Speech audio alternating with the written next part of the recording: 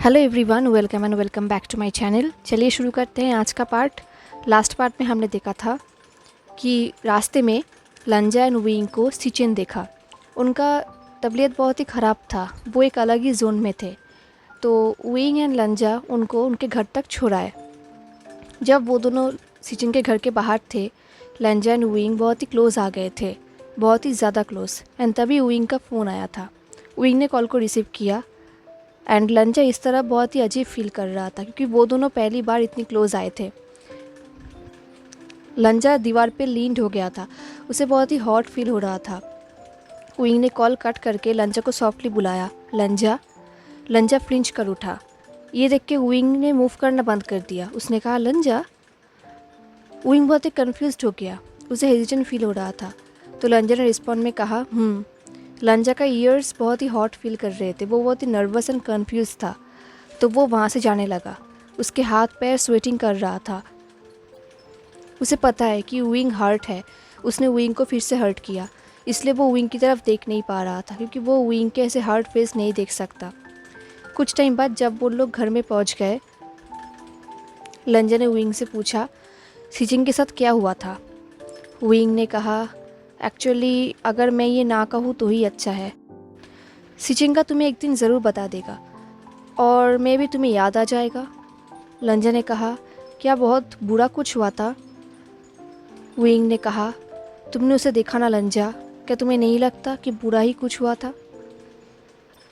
Wing को समझ में आ गया कि लंजा और भी क्वेश्चंस पूछना चाहता है, बट विंग ने अपने हेड को शेक किया और कहा, अभी नहीं, तुम्हें जल्दी याद आ जाएगा। लंजा ने कहा, क्या तुम्हें लगता है।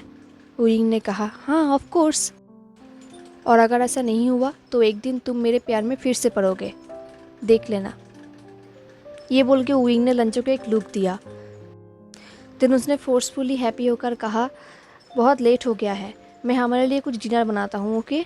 ये बोल के वो जल्दी जल्दी किचन में चला गया एंड लंजा डोर के सामने ही खड़ा था।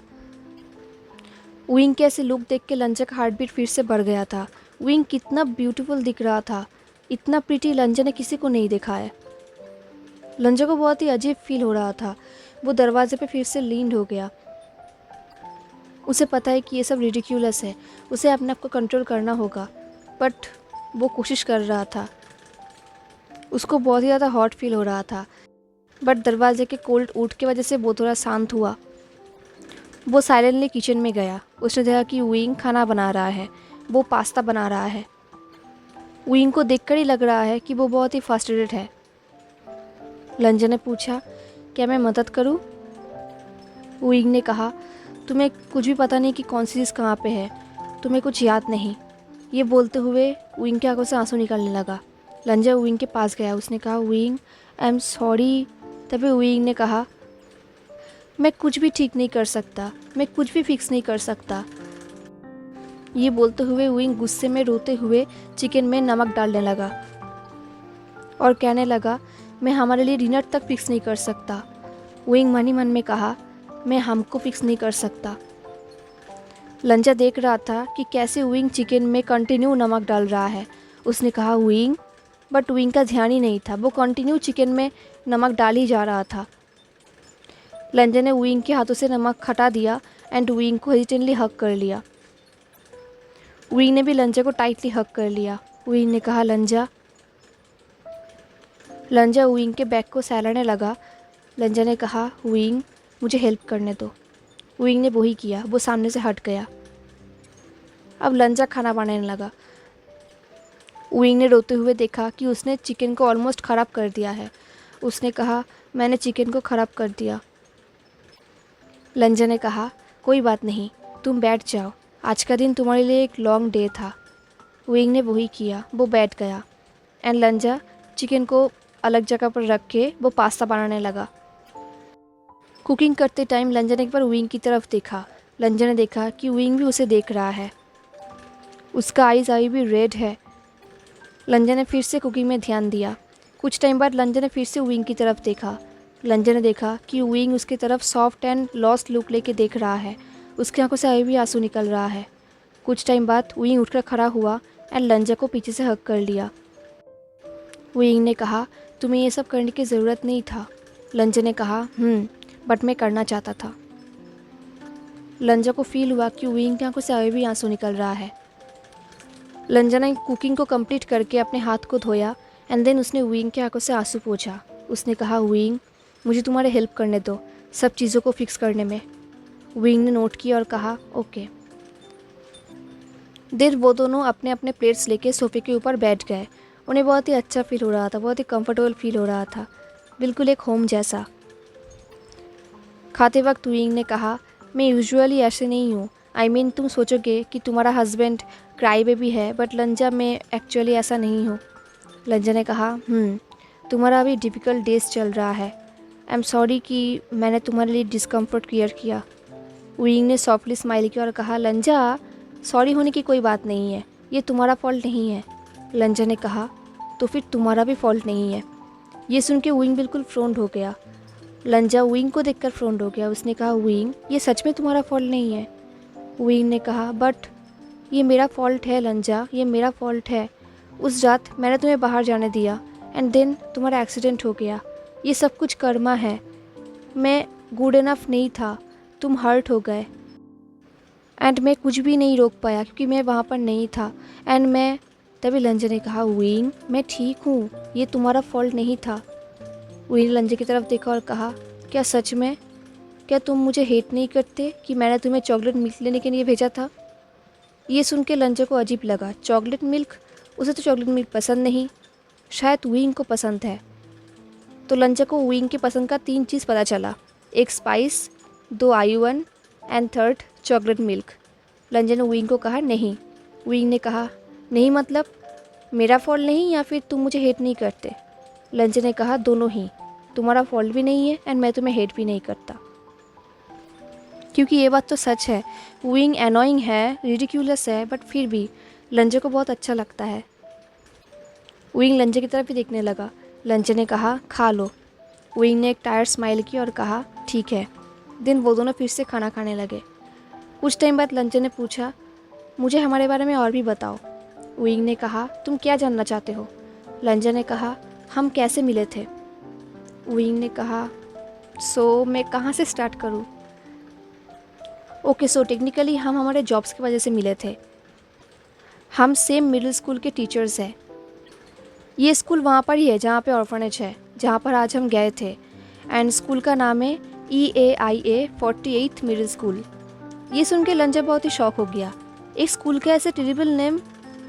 लंजा का एक्सप्रेशन देख के वुइंग ने आई रोल किया और कहा, हाँ मुझे पता है, ये एक रिडिक्यूलस नेम है, बट यही रीज़न है कि मैंने उस स्कूल पे अप्लाई किया था।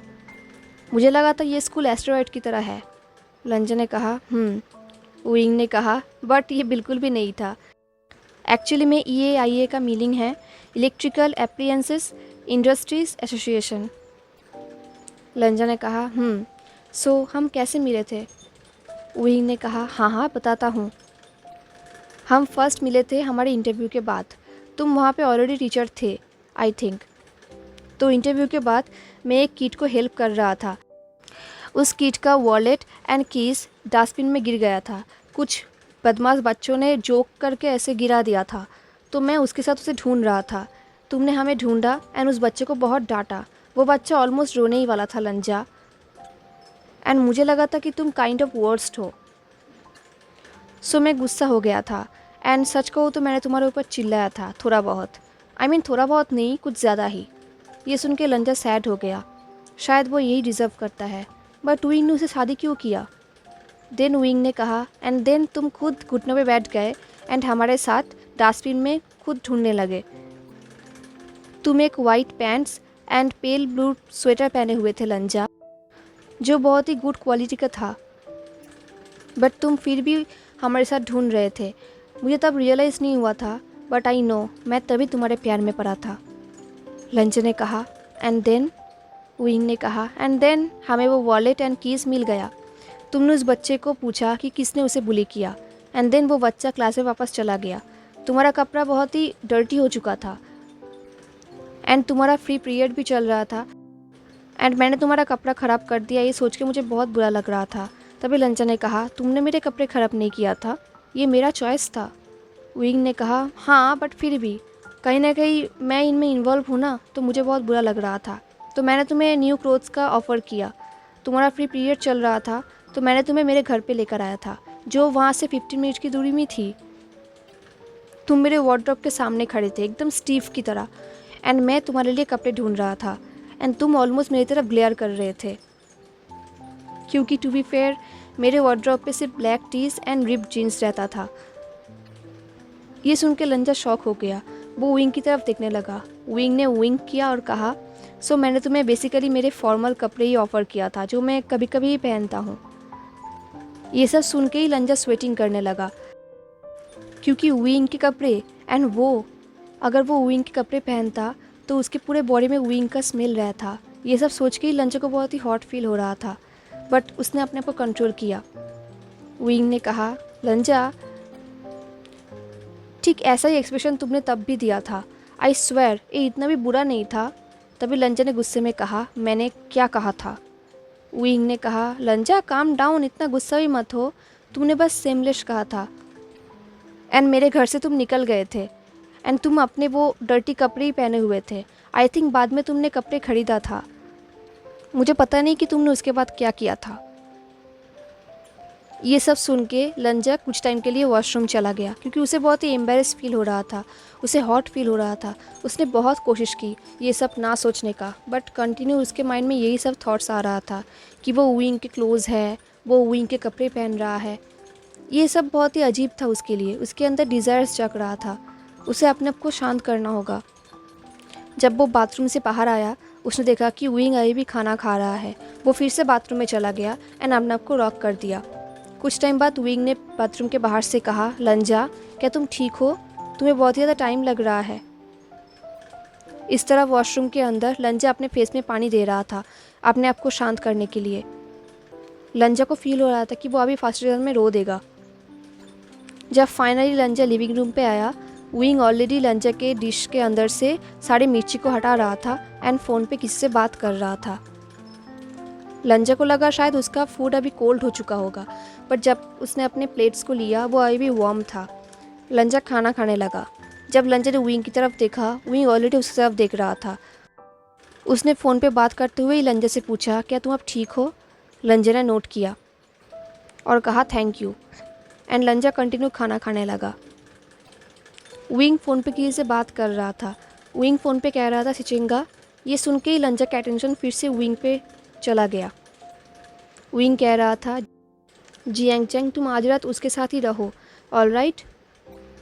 लंजा को फील हो रहा था कि जियांग चैंग फ़ोन की उस तरफ से बहुत ही ज़्यादा ज़ोर से चिल्ला रहा है एंड विंग उसे टीस कर रहा है। तभी लंजा वॉरिड हो गया। उसे लग रहा था क्या जियांग चैंग का उसके भाई के साथ रहना ठीक होगा, क्योंकि जियांग चैंग बहुत ही एग्रेसिव इंसान है। फ़ोन कट कर देने के बाद लंजा ने विंग की तरफ देखा। विंग ने हंसते हुए कहा, ये एक्चुअली मेरा भाई है जो बहुत ही चीयरफुल है आज। लंजा फ्रोन्ड हो गया। क्या विंग के भाई का चीयरफुल डे ऐसे होता है, ऐसे चिल्लाना? विंग ने कहा, डोंट